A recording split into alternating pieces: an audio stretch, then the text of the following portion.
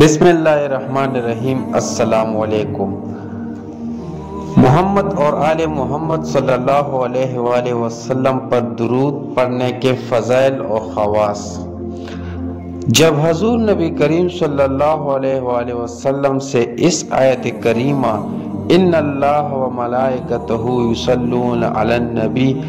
کے بارے میں سوال کیا گیا تو آپ صلی اللہ علیہ وآلہ وسلم نے فرمایا، بلا شبہ یہ علم المکنون یعنی ایک پوشیدہ علم ہے۔ اگر تم مجھ سے اس بارے سوال نہ کرتے تو میں کبھی بھی اس کے متعلق خبر نہ دیتا۔ اللہ نے 2 فرشتے مجھ پر درود بھیجنے کے لیے موکل کیے ہیں کہ جب بھی کسی مسلمان کے پاس میرا ذکر خیر کیا جاتا ہے اور وہ مجھ پر درود پڑھتا ہے تو وہ دونوں فرشتے کہتے ہیں، غفر اللہ لکا، اللہ تجھے معاف کرے۔ پھر اللہ اور دوسرے فرشتے اس دعا پر آمین کہتے ہیں۔ اور اگر کسی مسلمان کے پاس میرا ذکر خیر ہو اور وہ مجھ پر درود نہ پڑے تو فرشتے کہتے ہیں، لا غفر اللہ لکا، اللہ تجھے نہ بخشے۔ پھر اللہ اور دوسرے فرشتے اس دعا پر آمین کہتے ہیں۔ اس حکم کے بعد ان اللہ و ملائکتہ یصلون علی النبی، یہ بات انتہائی اہمیت کی حامل ہے کہ جب بھی درود شریف پڑھا جائے تو آل محمد کے ساتھ پڑھا جائے، اور جب بھی کوئی شخص محمد اور آل محمد صلی اللہ علیہ وآلہ وسلم پر درود پڑھتا ہے، ان کے بارے میں سوچتا ہے تو غور و فکر کرنے پر مجبور ہو جاتا ہے کہ اہل بیت پر درود بھیجنے کا مقصد ان عظیم شخصیات کا تعارف اور ان کے مقام کا اعتراف کرنا ہے جس تک انسانی عقل نہیں پہنچ سکتی۔ چنانچہ ہم اہل بیت پر درود بھیج کر بہت کچھ حاصل کر سکتے ہیں، مثلا عالم امکان کی تمام اچھائیاں، اس دنیا کی تمام خوبیاں، انسان کامل کے تمام کمالات، خدا کے محبوب بندوں کے اعلیٰ مقامات، عاشقان الہی کے رفیع منازل، خدا کی تمام رحمت اور برکت و مغفرت، دنیا کی کامیابی، عالم آخرت میں جہنم سے نجات، اسوہ حسنہ کا جذبہ اجاگر ہونا،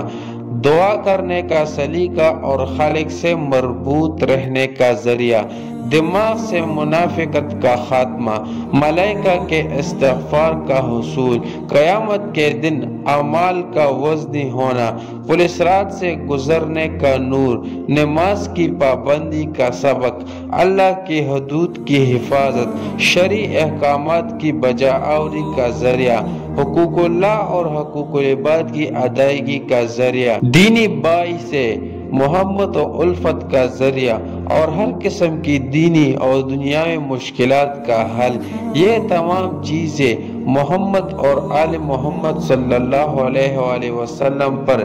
درود بھیج کر حاصل کر سکتے ہیں۔ کافی تجربوں سے معلوم ہوا ہے کہ اہم کاموں کے لیے خاص کر محمد اور آل محمد صلی اللہ علیہ وآلہ وسلم پر درود بھیجنے سے اللہ پاک مشکلات کو فوری آسان کر کے سکون و راحت نصیب فرماتے ہیں۔ اس کے علاوہ محمد اور آل محمد صلی اللہ علیہ وآلہ وسلم پر درود بھیجنے کے لاتعداد فوائد و ثمرات ہیں۔ اگر کوئی شخص رات کو 14 مرتبہ محمد اور آل محمد صلی اللہ علیہ وآلہ وسلم پر درود پڑھ کر سوئے گا تو انشاءاللہ پرسکون نیند پائے گا۔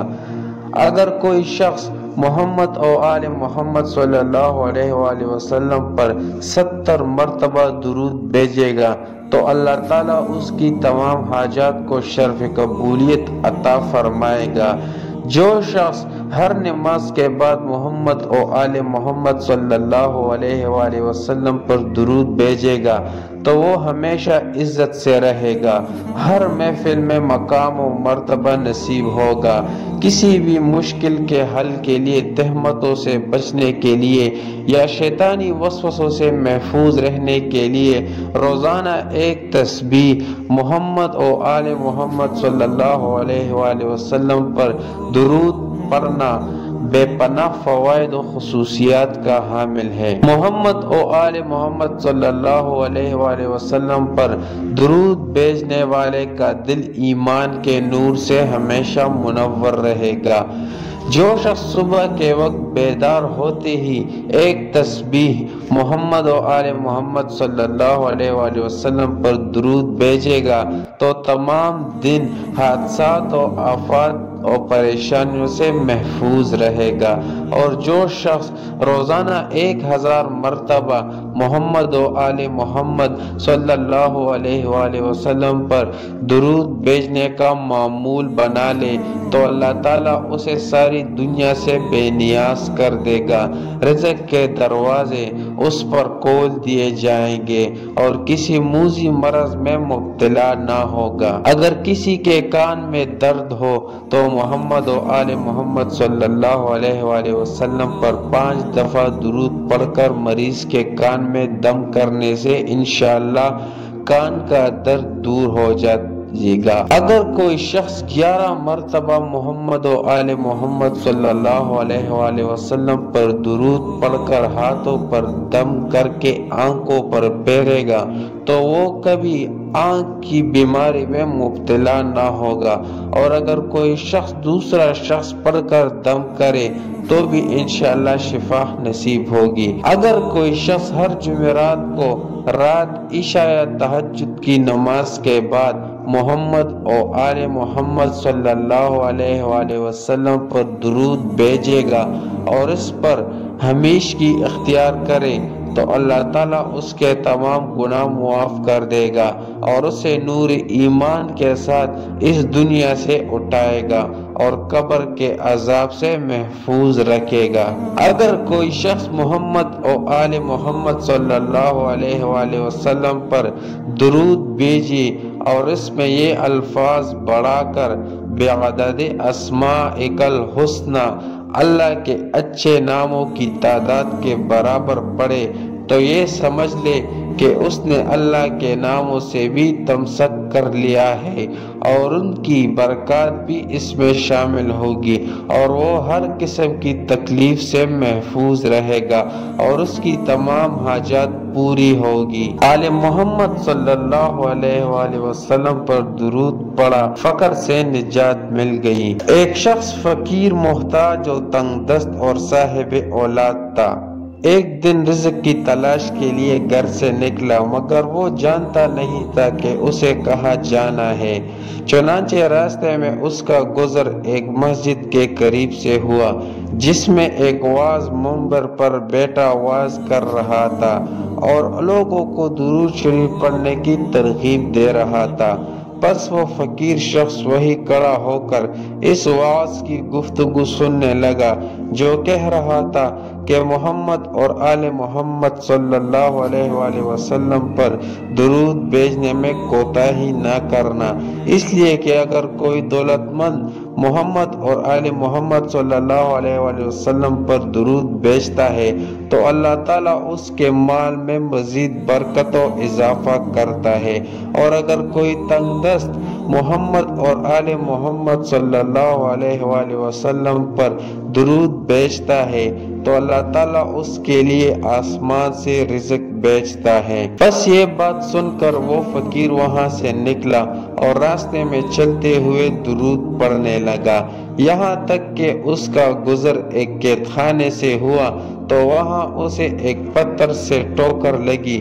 اس نے پتھر کو ہٹایا تو دیکھا کہ اس کے نیچے ایک ظرف سونے سے بھرا ہوا ہے۔ یہ دیکھ کر کہنے لگا، اللہ کا وعدہ تھا کہ میرا رزق آسمان سے آئے گا، بس میں اس زمین سے کچھ نہیں اٹھاؤں گا۔ چنانچہ اس نے دوبارہ سے پتھر واپس اپنی جگہ پر رکھا اور گھر آ گیا اور پورا واقعہ اپنی بیوی سے بیان کیا۔ اس فقیر کا پڑوسی ایک یہودی تھا جو فقیر یہ واقعہ اپنی بیوی سے بیان کر رہا تھا تو یہودی کی گھر کی چھت سے اس کی باتیں سن رہا تھا۔ وہ فوراً چھت سے اترا اور اس کے خانے کی طرف تیزی سے گیا اور اس ظرف کو لے کر گھر آ گیا اور کھول کر دیکھا تو اس میں سانپ اور بچھو بھرے ہوئے تھے۔ یہ دیکھ کر وہ اپنے گھر والوں سے کہنے لگا، یہ مسلمان ہمارا دشمن ہے۔ جب میں چھت پر تھا تو اسے معلوم تھا کہ میں وہاں ہوں، بس اس نے اس طرح کی باتیں کی تاکہ میں لالچ میں آ کر اس ظرف کو اٹھا کر گھر لے آؤں اور اسے کھولوں تاکہ سانپ بچھو ہمیں ڈس لے۔ خیر اگر ایسا ہے تو میں اس ظرف کی چھت پر لے جاتا ہوں اور سوراخ سے اس کے سر پر ڈال دیتا ہوں تاکہ وہ ہلاک ہو جائے، کیونکہ یہ ہمیں نقصان پہنچانا چاہتا تھا، اب خود نقصان اٹھائے گا۔ بس وہ یہودی یہ کہتا ہوا چھت پر آیا اور اس نے دیکھا کہ فقیر اور اس کی بیوی بلند آواز سے آپس میں گفتگو کر رہے ہیں۔ اس کی بیوی کہہ رہی تھی، ایسا ہو ہی نہیں سکتا کہ تم سونے سے بھرا ہوا برتن پاؤ اور اسے چھوڑ دو اور ہم فقر و فاقہ میں رہے۔ فقیر کہنے لگا، مجھے امید ہے کہ محمد اور آل محمد صلی اللہ علیہ وآلہ وسلم پر